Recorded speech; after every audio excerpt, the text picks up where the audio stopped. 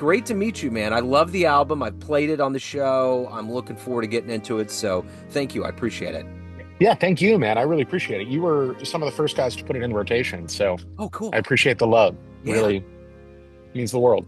Yeah, absolutely, man. So Sixth Avenue, before we get into the album, I want to know 5 years ago, the pandemic wiped everything away from musicians, rearranged so much. How did you get through the pandemic of 2020, and how did it either influence this album or what you're doing in 2025?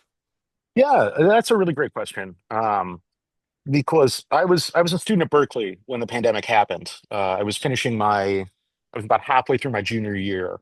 Um, and I was lucky enough that I was serendipitously, I was just starting to build a production company just as COVID kind of took hold. Yeah. So what it allowed us to do was in a really controlled environment with artists that we knew really well and had already been spending time with in Boston. We kind of pulled up and made some pop music that was really fun. And it gave us the opportunity, we were all students, to spend the appropriate amount of time on this music. Because we weren't on campus schlepping from class to class. We were still in school, virtually, of course, but uh, it gave us the time to do that. And it was an experience that I don't think could be recreated. I would hope the global circumstances would never allow it to be Yeah. recreated.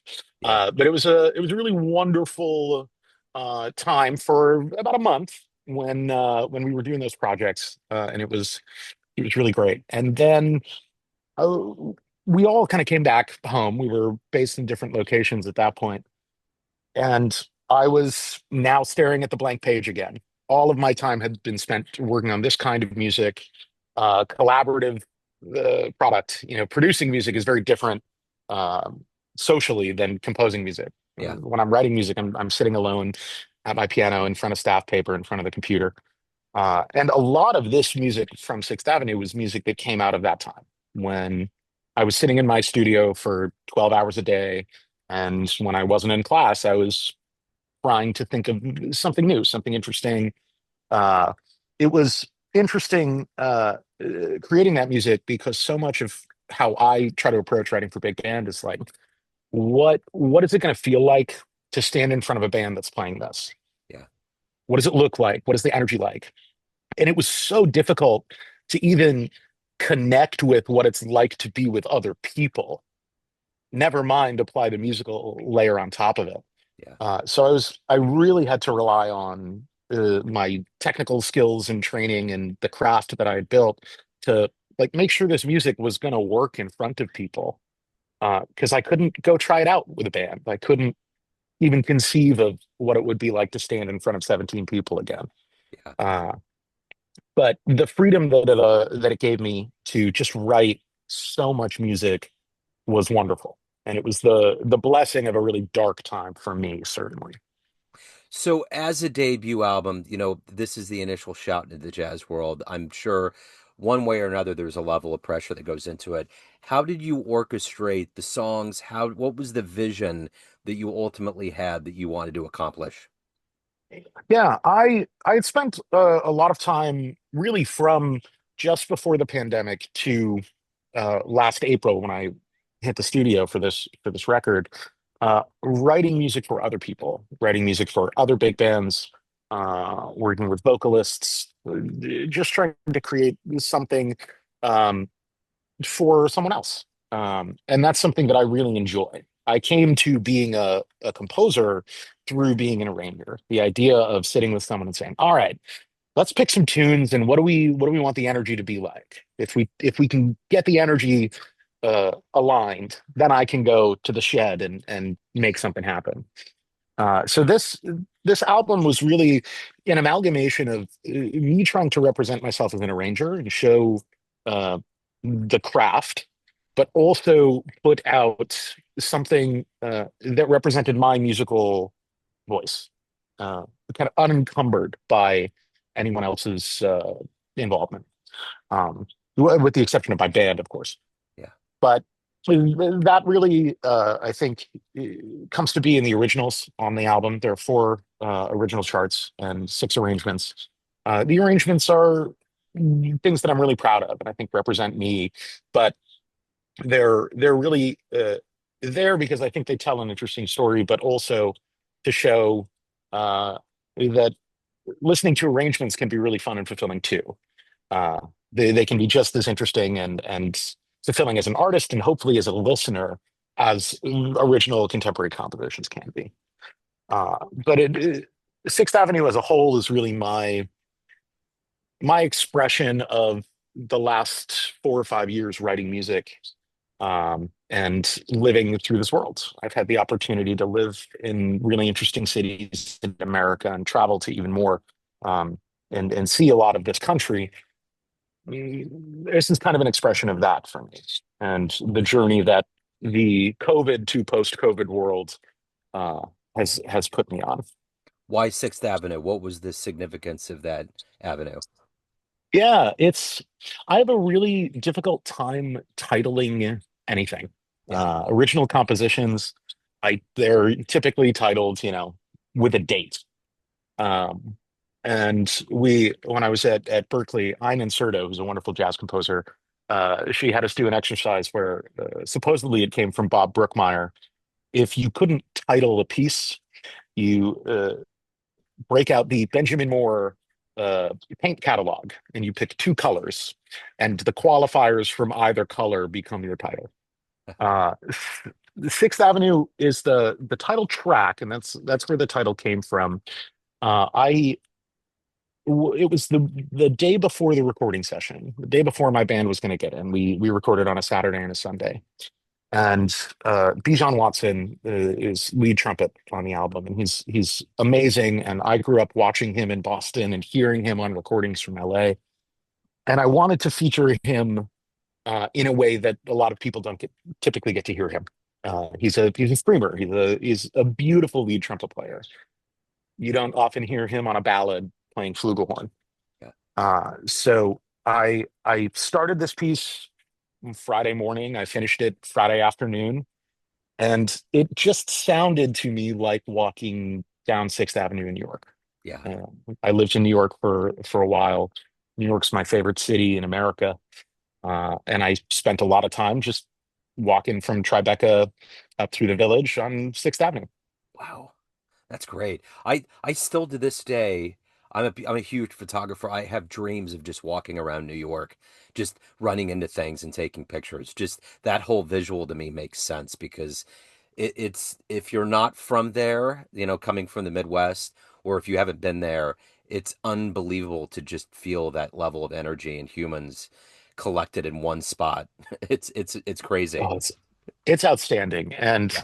I'm a fan, an amateur fan of architecture, Yeah. and the things that you can find in New York City, particularly in Manhattan, but across all five boroughs of these beautiful Art Deco buildings situated next to these ultra modern, hyper skyscrapers. Yeah. It's just outstanding, and I think it really resonates with me. Uh, Being from the East Coast and being American, obviously, there's so much history in that city, Yeah. and the experience of walking through a building that was like a cultural hub in 1935 next to this new skyscraper that like changed the way of architecture and cultural engineering, structural engineering. It's just outstanding. Yeah. And I'm never short of inspiration walking through New York. My cousin Maria, she was like one of the original hipsters. She lived in Long Island. I went up there in Mm, '95 and took a double deck bus tour and saw the first corner building, and then the Twin Towers were still around. It was I'm yeah. I'm eternally grateful that I did that. And of course, she was on the top of that, and she was like, "Oh my God, I hope no one sees me." I'm like, "We're in the middle of New York, dude. This is like the most populated city in the world." But I'm just this kid from Kansas City that hadn't really dove in, but it was amazing the amount from end to end that one small tour did, from the Statue of Liberty to the corner buildings to all of these. I mean, I remember I was in Venice, Italy on the morning of 9/11, And my dad Mm, told me that one of the towers fell.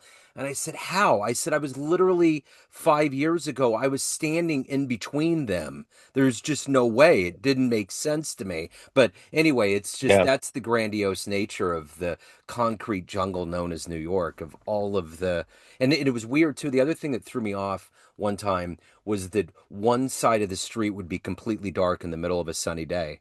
And it's yeah. just a weird It's the vertigo. shadow of the buildings. Yes, Yeah, it's so weird, dude. yeah, You know, how did this journey into the music and more specifically jazz, how did it begin and take hold for you and become your career? yeah. I started, considering a career as a music educator when I was in middle school. I was just so inspired by the band directors that I had. Laurie Sklar, now Papicelli, and Matt McGuire were my uh, educators, and just everything about their approach to music, their approach to teaching and pedagogy, and the passion with which they went through the world was so inspiring to me. And I went to Berklee intending to study music education. And prior, sophomore, junior, senior year of high school, I had tried my hand at arranging for percussion ensembles and marching bands, kind of as a passion project. I had no formal training. I didn't know what to do or what not to do. And I would just try a lot and bring it into my band director in high school, who was a wonderful arranger. And it was always something that I thought, okay, I'll be a band director and I'll write for marching bands and I'll write for indoor percussion ensembles and that'll be my artistic outlet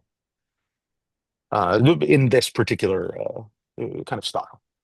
And I my first class at Berklee was at 9 o'clock on a Tuesday. Monday was a holiday, and it was with this wonderful composer arranger named Nicholas Urey. It was a harmony class, and he started the class by saying, I am a professional arranger.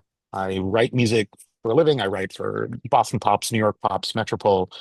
This stuff is important to me. And at Berklee, of course, it's a wide variety of students that are there in this entry level harmony class. There are kids who just want to be songwriters and don't want to learn about harmony. And there are kids who just want to shed piano all day. And what I took from that was, oh my God, you can have a career as an arranger. You can make a living writing music. That's like the coolest thing in the world. What if I did that? And I sat with him within a week of meeting him, and I said, "How does this work? It's always seemed so out of reach for anybody to make a living writing music. Tell me the secrets." Yeah. He said, "There aren't any secrets. You just do it, and you do it the best you can, and you keep doing it until you become as the best you can, and somebody will pay you for it."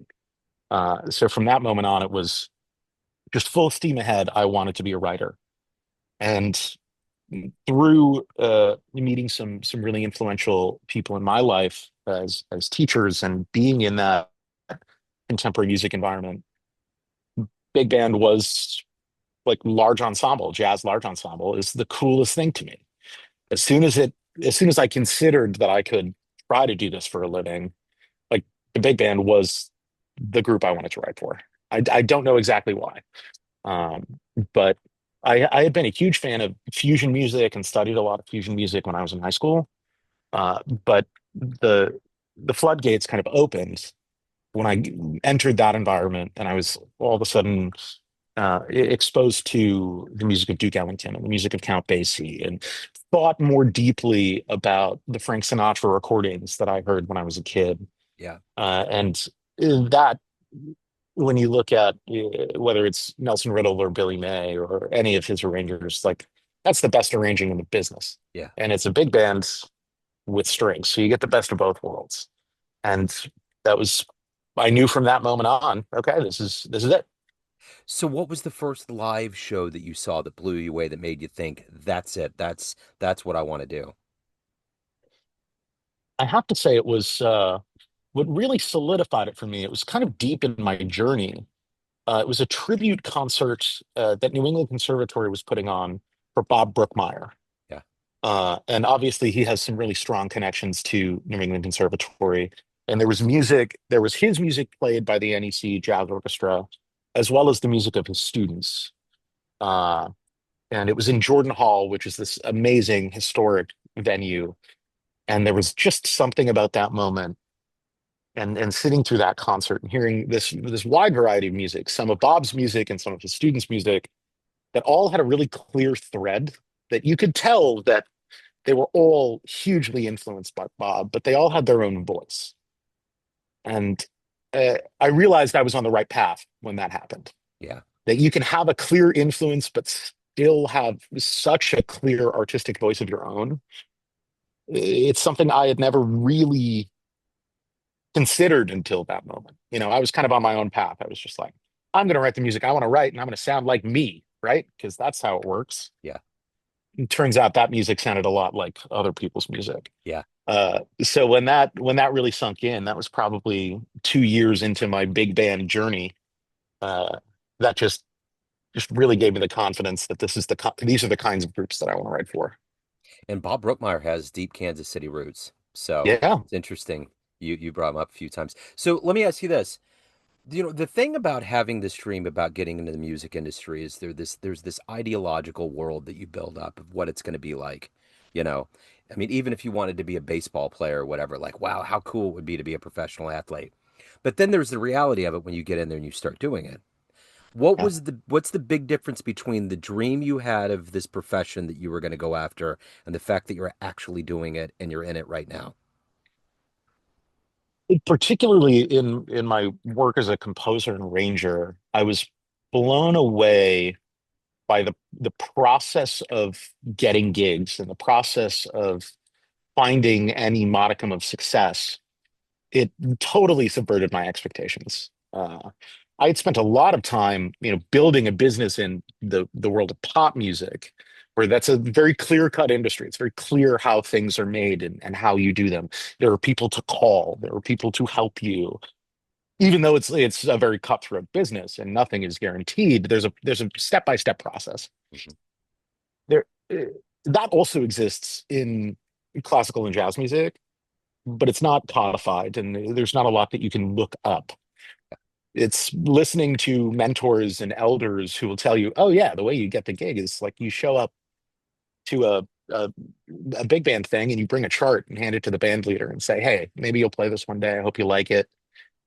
And that, how personal the business is, how personal building a career is, just totally blew me away. Because I always thought like the people at the top are just there's no way that they would ever interact with somebody like me. And I have a wonderful relationship with Stephen Feifke, who's been a mentor to me. Oh, so many of my professors at school were just giving me opportunities that that changed the trajectory of my career with a chart. And whether it was paying rent or getting getting my music in front of people that would otherwise never have heard it, that really surprised me. And also just how kind the jazz community is, Yeah. how much people just want to support each other. If somebody can't take a gig because they're too booked up, they're the hottest thing on the street. Well, they who do they call? They call their friends and say, "Hey, you want to write this chart? You want to do this transcription? You want to do this adaptation?" It's a large community, but it's a really small world, and everybody is just so kind. I've been blown away by doing this. I've been doing this for 14 years now. I had no idea how wondrous the jazz community was. Just and the Yeah. higher up you go, the kinder and humbler they are. It's amazing and how they help everybody. It's really it's almost a secret of the world. This community, like people just it's not a widespread knowledge thing, but it's totally true. So let me ask you this: what do you like the best about being a professional musician? What gets you up every day and drives you? The opportunity to collaborate with so many people. Yeah, Uh, the people are the reason why I get up in the morning. My way of interacting with people is through music. And at the beginning, I told you that, working as a producer and working as a composer are like radically different socially. As a as a composer, I write the music alone and then I bring it to people and I we then get to work on that music together. something special happens when you put that music in front of 17 people, 100 people, two people. Something really interesting happens. The collaboration and the kind of working towards a singular goal of just making good music is really my largest motivational force by far. I enjoy my time alone. I enjoy experimenting. Uh, I've always been a tinkerer, so like sitting with a weird cluster and figuring out what I can do with that, that's a really fun time for me. But that's just fun. Yeah. It's just people. I've had the opportunity to conduct a lot and conduct a lot of my own music. That's like combining a collaboration with a performance, and that's so wonderful. Yeah, I'm an introverted guy at heart that loves to be around people, but my recharge time is definitely when I'm sitting alone working on a chart. But the payoff is when that music gets in front of other people Yeah. and hopefully an audience. And here, having all of that together, me, the band, then the feedback from the audience, like that's just the greatest feeling in the world. So at the end of the day, Mike, everyone has a perception of you. Family, friends, fans, everyone that you play with on the bandstand, everyone that knows you as a musician, but you run the show. What's your perception of you? Who do you think you are? I think I'm a person who loves people, a person who loves music and loves all music, as long as it's good. There Yeah. are only two kinds of music, right? Yes. Uh, I yeah, that's a really tough one. I think I'm a person who's interested. I like to learn about a lot of things. I would like to think that someone would describe me as curious, but I think that's for them to decide. Yeah. But I'm certainly interested in a lot of things: music, technology, business, people. That would be interested. Yeah. So look, Sixth Avenue is your wonderful debut album. If anyone wants the copy that will benefit you the most, catch you live, any of the good business in your world, where do they go? mjthompsonmusic.com. Okay. I will put that link in the show notes, I should say. Mike, this has been wonderful, man. Your backdrop, being out in nature, it's so it just pops and sizzles in a natural way. I love it. So, but yeah, again, I've played it on the show. I love it. Thank you so much. It's great to meet you, and continued success with your career. Thank you, Joe. I really appreciate it. It's been my pleasure. Thanks for the opportunity. Kansas City musicians, filmmakers, and creatives, this is your invitation. Don't miss Sound to Screen, a one-day music and film workshop on July 19th, 2025 at UMKC's Katz Hall from 9 a.m. to 2 p.m. Learn how to take your song from concept to screen, bring your instruments, connect with local artists, and enjoy a special masterclass with members of Kansas City's own The Freedom Affair. Spots are limited. RSVP now at soundtoscreen.kccreativecity.com or just search for Sound to Screen on Facebook events.